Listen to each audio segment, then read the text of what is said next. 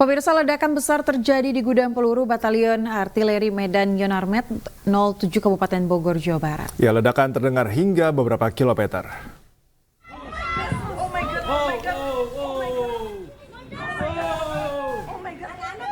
Dalam video yang beredar, api membumbung tinggi akibat ledakan. Gudang peluru milik Batalion Artileri Medan Yonarmet ini berlokasi di perbatasan Bogor dan Bekasi.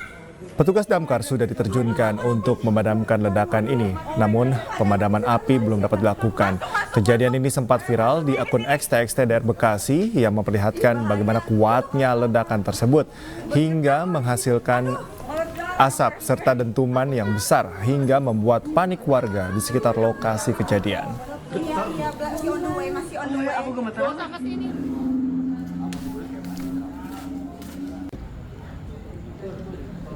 Akibat ledakan di gudang amunisi milik TNI AD, pemirsa, ratusan warga yang berada dekat dari titik lokasi kejadian diungsikan oleh petugas ke rumah Kepala Desa Ciangsana, Kecamatan Gunung Putri, Kabupaten Bogor, Jawa Barat.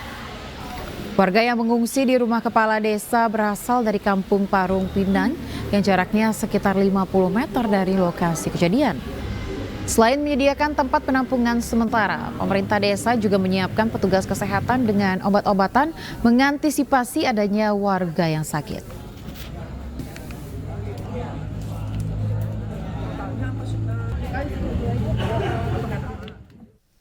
Ya, pemirsa, kita akan lihat kondisi pengungsi akibat ledakan gudang peluru TNI AD, dan kita sudah bergabung dengan rekan jurnalis Faisal Reynaldi di rumah Kepala Desa Ciangsana pada pagi hari ini.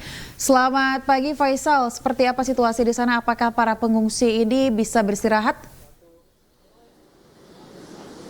Ya, baik, selamat pagi Ayah, Cikal, dan juga pemirsa. Memang saat ini kami tengah berada di tempat pengungsian daripada korban terdampak akibat ledakan gudang amunisi milik TNI AD yang berada di kawasan Ciangsana begitu. Nah, saat ini memang tempat pengungsiannya berada di rumah pribadi atau di kediaman pribadi daripada Kepala Desa Ciangsana begitu, Ayah. Dan memang Ayah, Cikal, dan juga pemirsa, memang saat ini situasi terkininya memang para pengungsi begitu memang saat ini sedang beristirahat setelah tadi dilaksanakannya sahur bersama. Nah, memang di sini juga selain adanya pengungsian juga disediakan memang dapur umum untuk memasak makanan dari para pengungsi begitu untuk menyantap makanan sahur di sini.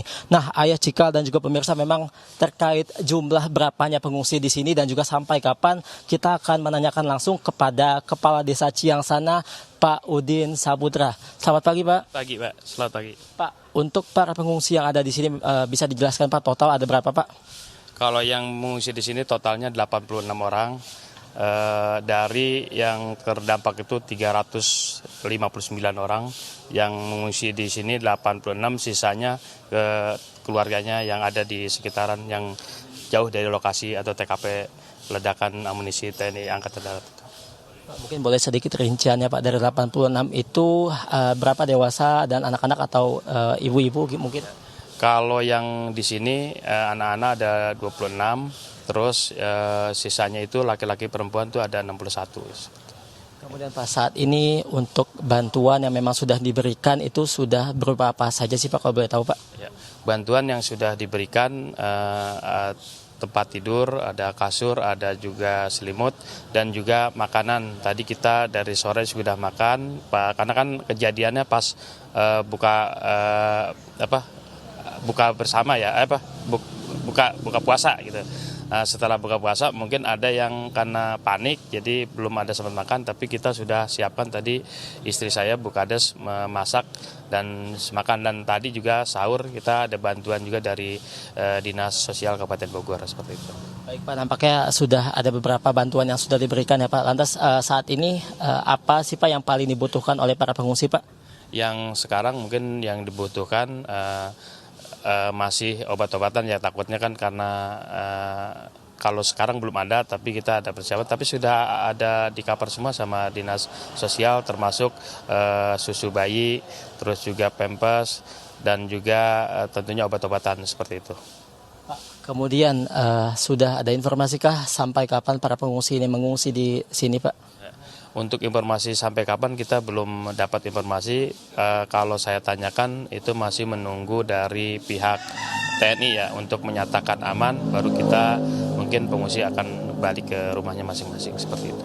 Kemudian Pak terakhir Pak, tadi kan ledakan terjadi pada sekitar maghrib kemarin ya Pak. Mungkin boleh dijelaskan sedikit Pak, saat proses evakuasi itu awalnya seperti apa sih Pak? Pertama waktu saya mendengar ada ledakan, saya pikir itu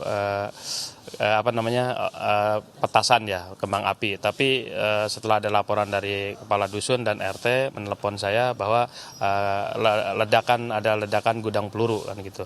Setelah itu saya menginstruksikan kepada kepala dusun dan ketua RT dan RW agar mengevakuasi warga untuk dibawa ke kediaman saya, karena jangan sampai warga ada yang masih di situ, karena memang ini gudang peluru, saya bilang seperti itu. Jadi alhamdulillah untuk evakuasi sendiri mereka pada bawa kendaraan, bawa motor, dan juga diangkut oleh tim dari pemerintah desa dengan mobil siaga desa seperti itu.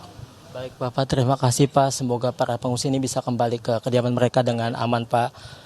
Ya pemirsa, memang tadi sempat dikatakan untuk jumlah dari pengungsi sendiri di sini atau tepat tadi kediaman pribadi kepala desa ada sekitar 86 pengungsi yang memang saat ini masih mengungsi.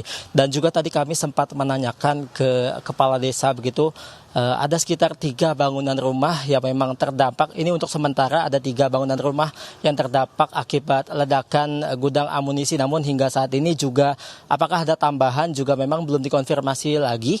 Dikarenakan saat ini untuk para petugas juga masih belum bisa ke lokasi atau ke TKP kejadian untuk menghitung ada berapa total bangunan yang terdampak begitu akibat dari ledakan atau kebakaran dari gudang amunisi yang memang terjadi pada kemarin malam. Dan Ayah Cikal dan juga pemirsa, memang kami dapat informasikan kembali bahwa memang terjadi kebakaran atau ledakan di gudang amunisi milik TNI AD yang berada di kawasan Ciangsana pada pukul 18.30 waktu Indonesia Barat kemarin.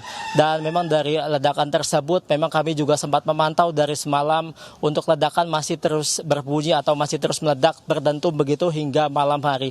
Dan dari informasi yang kami dapatkan memang tadi sekitar dini hari memang petugas dari pemadam kebakaran juga sudah berhasil begitu memadamkan api yang ada di lokasi kejadian. Demikian Ayah Cikal kembali ke studio. Ya, Faisal, apakah hingga saat ini Anda sudah mendapatkan informasi bahwa api sudah padam dan apakah masih terdengar ada ledakan-ledakan lainnya? Dan sejauh ini selama Anda berada di tempat pengungsian, apakah pihak dari TNI AD ini sudah berkunjung untuk melihat para pengungsi?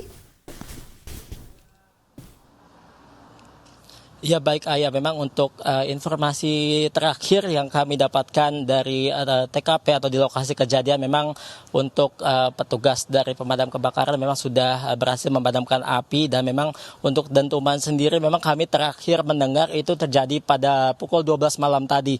Namun hingga saat ini memang untuk dentuman tersebut juga sudah tidak terdengar lagi. Kemudian juga untuk pihak dari TNI AD sendiri memang untuk di pengungsian dari tadi kami memantau di sini belum terlihat ada kunjungan ke sini, namun tadi juga sempat ada kunjungan dari PJ Gubernur Jawa Barat, kemudian juga ada kunjungan dari Bupati Kabupaten Bogor, kemudian juga ada kunjungan dari Kepala Dinas Sosial Kabupaten Bogor, dan juga beberapa pejabat-pejabat lainnya yang memang di sekitaran Kabupaten Bogor. Demikian Ayah.